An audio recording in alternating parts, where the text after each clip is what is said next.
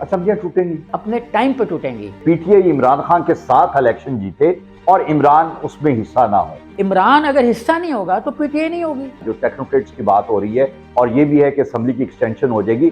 Do you see the next election happening this year?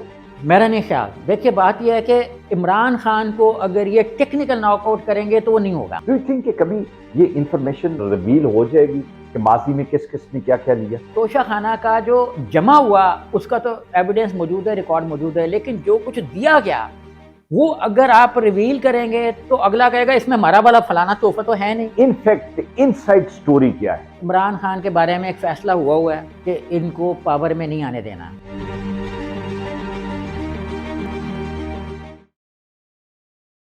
मुल्क के हालात हर रोज अबतर होते जा रहे हैं और सुहेब मरगूब साहब ने कहा था कि असम्बलियां नहीं टूटेंगी, नहीं टूटी। उन्होंने कहा इलेक्शन नहीं होंगे, नहीं हुए।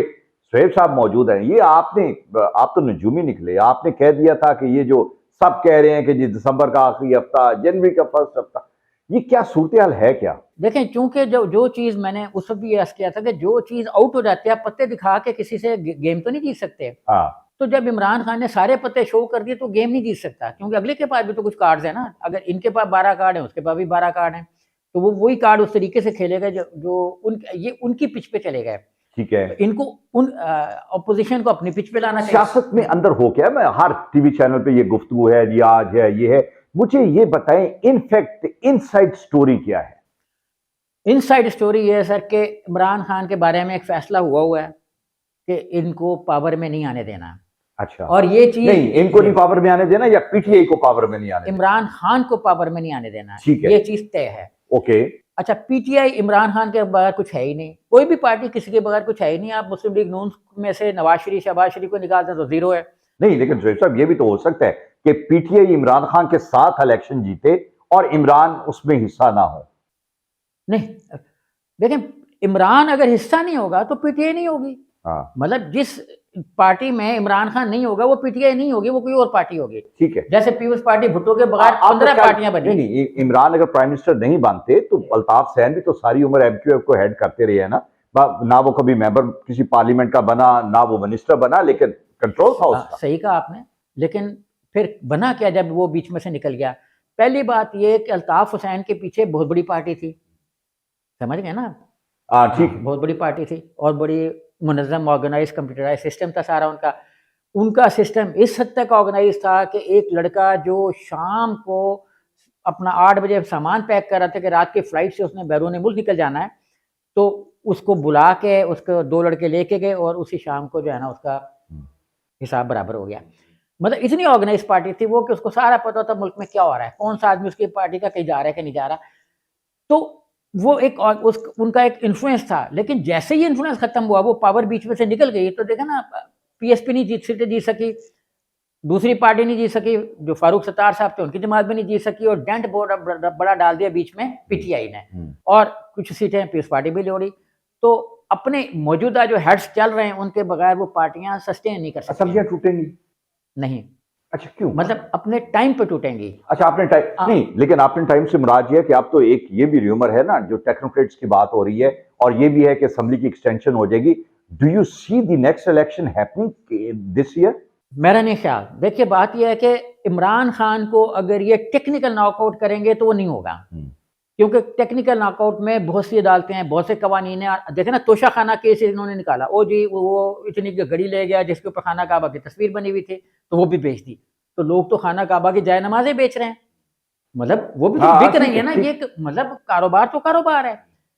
तो हम इसको कोई मनफी अंदाज में मैं नहीं कह रहा, मतलब ये कि जो बहुत सी चीज़ें बिक रही हैं, खाना काबा के डिज़ाइन भी बिक रहे हैं, तो वो कोई ये तो नहीं है कि खाना काबा को नौज़ बिल्ला किसी ने अल्लाह ताला के घर को बेच दिया, वो नहीं है। तो ये परसेप्शन दिया, लेकिन इसके बावजूद इंटैक्ट रहा इमरान खान का वोट।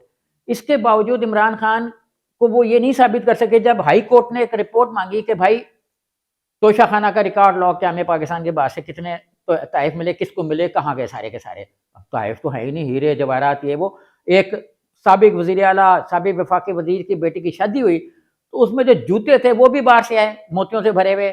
और सुना है कि उनकी बेगम साहिबा ने कहा जाके कि शेख को कि वो यहाँ सोना खालिस नहीं मिलता, पाकिस्तान में सोना खालिस नहीं मिलता, कुछ करो।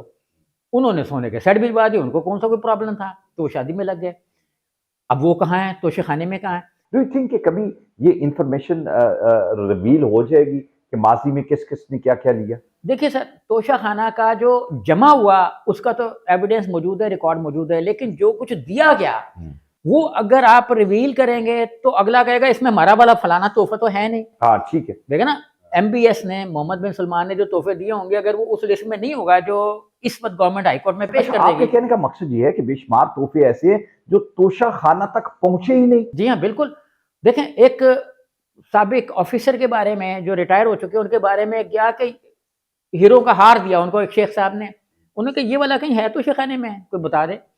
तो ऐसे सेट्स भी थे जो हीरो के या कीमती सेटअप, जाहिर है किसी ने दिया होगा, उसमें हीरे में तस्वीर में नजर तो नहीं आ रहा है, लेकिन जाहिर है एक सिंपल सा हार है तो हीरो का ही होगा ना। अच्छा मुझे ये बताएं, ये पॉसिबिलिटी भी हो सकती है? ये बड़ी इंटरेस्टिंग डिबेट आपने शुरू कर दी। यहाँ पे मेडिकल रिपोर्ट्स जो हैं वो चेंज हो जाती हैं, लोग चेंज हो जाते हैं।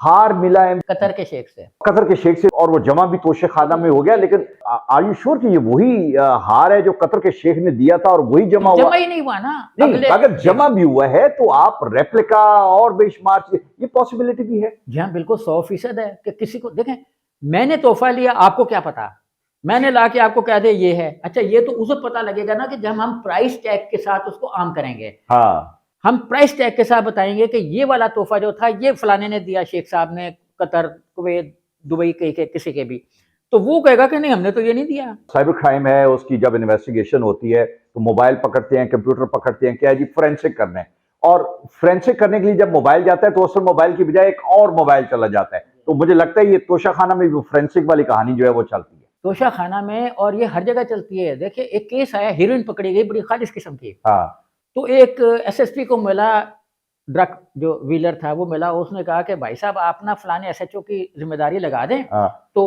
अच्छा हम आपको इतने पैसे दे देते हैं। उन्होंने कहा SHO क्या करेगा?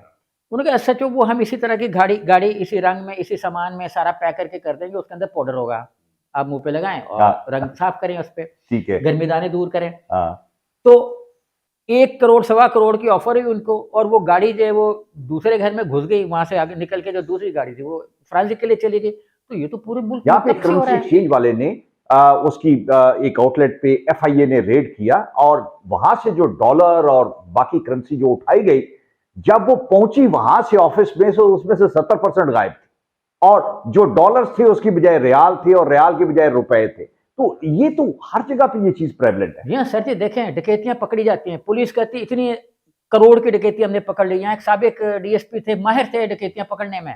वो क्या करते थे, वो 3 हिस्से करते थे डकैतियों का। एक उसने मजलूम पार्टी को दे दिया कि भाई तुम्हारा 1 करोड़ रुपए चोरी हुआ, हमने 33 लाख तुम्हें दे दिया। हाँ, 33 लाख उन्होंने अपने पास रख लिया कि चलो हम इससे मजीद क्राइम को पकड़ेंगे, क्योंकि इंफ्रास्ट्रक्चर के पैसे तो हैं नहीं पुलिस के पास। वो तो कागज भी, जब कोई FIR दर्ज कराने जाए तो उसका कहते फलानी मार्केट से कागज लेके आओ, तो दरखास्त लिखने के भी कागज नहीं होते। और बाकी एक तय हिस्सा जो वो कहता था अच्छा अफसरों की फलां चोरियां हुई हैं वो पूरा कर दो, वो चोरियां पूरी हो जाती है। कुछ साफियों की भी चोरियां पूरी हो जाती थी। रिकवरी जो है, रिकवरी हमेशा 100% लोगों तक नहीं पहुंचती। जी हाँ, देखिए एक यहाँ पे ऑफिसर से चीनी का क्राइसिस आया काफी पहले, उन्होंने कहा 1 बोरी चीनी ला दो, SHO को कहा। उसने रात को किसी डाकू को कहा फलाने स्टोर से जो इसके पास डीलर थे 33 बोरियां चीनी की चुरा ली वहां से। अब वो बड़ा परेशान हुआ, उसने जाके रिपोर्ट दर्ज कराई थाने में कि भाई मेरी तो इतनी बोरियां चोरी हो गई हैं चीनी की।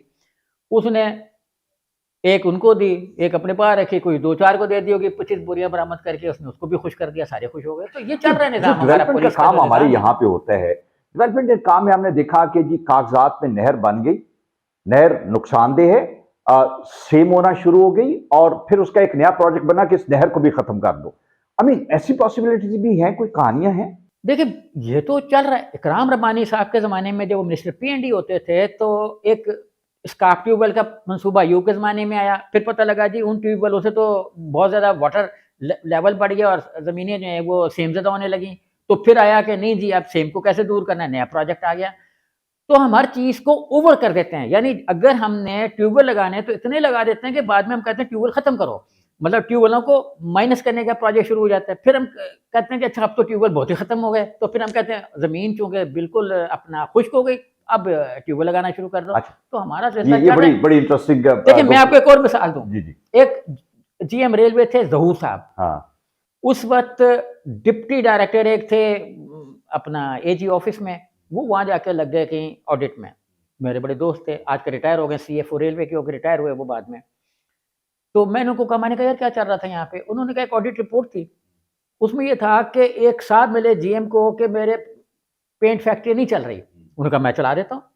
उन्होंने कहा सारी ट्रेनें जो है वो उनके रंग बदल दो, तेजगाम को जो है वो डार्क ग्रीन कलर कर दो, खैबर मेल को डार्क ब्राउन कर दो, ब्राउनिश टाइप उनका, इस तरह हर ट्रेन का अलग अलग रंग हो। और प्ली उन्होंने बड़ी सॉलिड बनाई कि पाकिस्तान में खानगी नहीं है, लोग दूर से देख के पहचान लेंगे ये तेजगाम खड़ी है, ये खैबर मेल खड़ी है, ये फलाना खड़ी है, पता लग जाएगा। पंजाब पुलिस अच्छा अभी ये वन पोर्शन है ना। अच्छा फिर ट्रेनें जो है वो बाद में वो बन गई ट्रांसजेंडर टाइप बन गई कि कुछ भी नहीं रहा, कि एक एक्सीडेंट हुआ सांगी में, उस मतलब कहीं भी एक्सीडेंट हुआ, 2 बोगियां उसकी लग गई, 1 बोगी उसकी लग गई, खैबर मेल आधी ब्राउन हो गई, आधी नीली हो गई, आधी सब्ज हो गई। वो पेंट वाले फिर गए, उन्होंने कहा मेरी फैक्ट्री फिर नहीं चल रही, उन्होंने कहा चला देते हैं। उन्होंने कहा सबकी ट्रेनों का रंग पुराना वाला बहाल कर दो। ठीक है, फैक्ट्री दोबारा चल गई, ट्रेनों का रंग बहाल हो गया। बिल्कुल ठीक। तो ये सर ऐसे होता है पाकिस्तान में। बहुत शुक्रिया सुहेब साहब। ये गुफ्तगू तो हमने सियासत से शुरू की, लेकिन तोशा खाना की ये गुफ्तगू मुझे लगा ज़्यादा इंटरेस्टिंग है और उससे हमने मज़ीद डिस्कस किया। तोशा खाना एक ऐसी रियलिटी है कि जब भी इसको डिस्कस किया गया, जब भी इसके हकाइक सामने लेके आए, ये बहुत सारे लोगों को एक्सपोज करेगा। और जो ये बात आज इन्होंने की कि तोशा खाना के अंदर जो कुछ जमा हुआ है, जब उसकी डिटेल निकलेगी तो बेशुमार वर्ल्ड लीडर ये बताएंगे तो हमने तो ये भी दिया था, ये तो तोशा खाना तक पहुंचा ही नहीं, और अगर पहुंचा तो वो शायद 2 नंबर काउंटरफीट चीजें जो है वो पहुंची। ये we all need to know, because ये हमारा हक है कि हम इसे जानें। Thank you.